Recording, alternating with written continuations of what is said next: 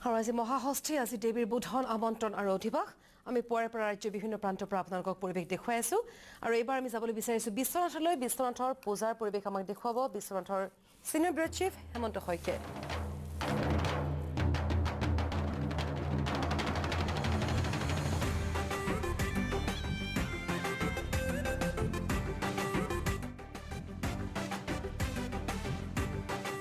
মই উপস্থিত আছোঁ বিশ্বনাথৰ সমীপৰ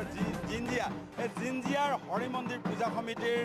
পূজা মণ্ডপৰ সন্মুখত আৰু এই পূজা মণ্ডপটো তেওঁলোকে ব্যতিক্ৰমীভাৱে নিৰ্মাণ কৰিছে সম্পূৰ্ণ ছাতিৰে এই পূজা মণ্ডপ নিৰ্মাণ কৰা হৈছে আৰু এই পূজা মণ্ডপতে কলিকতাৰ পৰা তেওঁলোকে ঢাকি আনিছে মহিলা ঢাকিৰ দল আৰু লগতে পুৰুষ ঢাকিও আছে তাৰ দৃশ্য আপোনালোকক দেখুৱাইছোঁ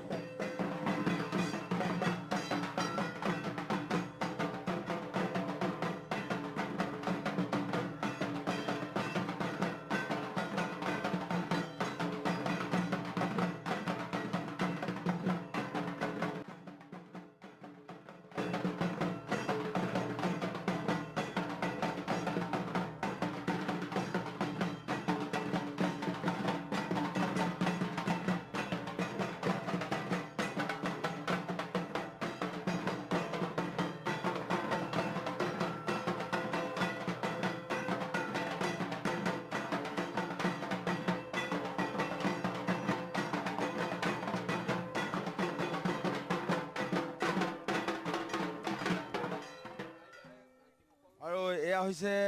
বিশ্বনাথৰ যি জিঞ্জিয়া সেই জিঞ্জিয়াৰ যি হৰি মন্দিৰ দুৰ্গা পূজা সমিতি সেই হৰি মন্দিৰ দুৰ্গা পূজা সমিতিৰ তেওঁলোকে যি মহিলা ঢাকি দল মহিলা ঢাকি দলো তেওঁলোকে আনিছে আৰু সম্পূৰ্ণ ব্যতিক্ৰমীভাৱে তেওঁলোকে এই যি নিৰ্মাণ কৰিছে তেওঁলোকে পূজা মণ্ডপ আমি তাৰ দৃশ্য আপোনালোকক গৈছোঁ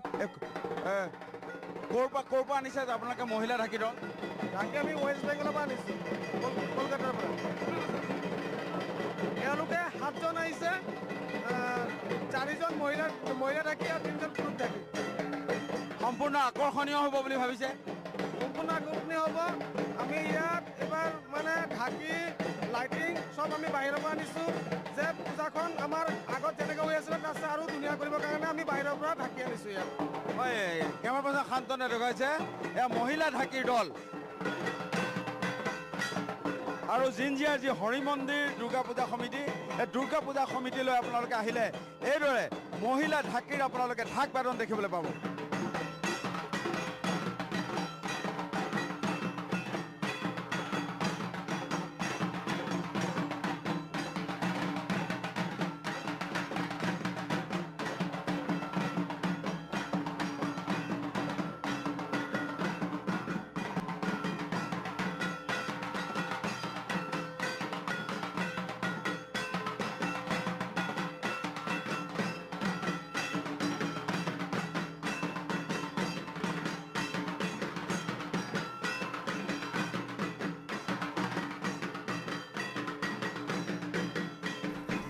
হয় হেমন্ত শইকীয়া আপোনাক ধন্যবাদ জনাইছোঁ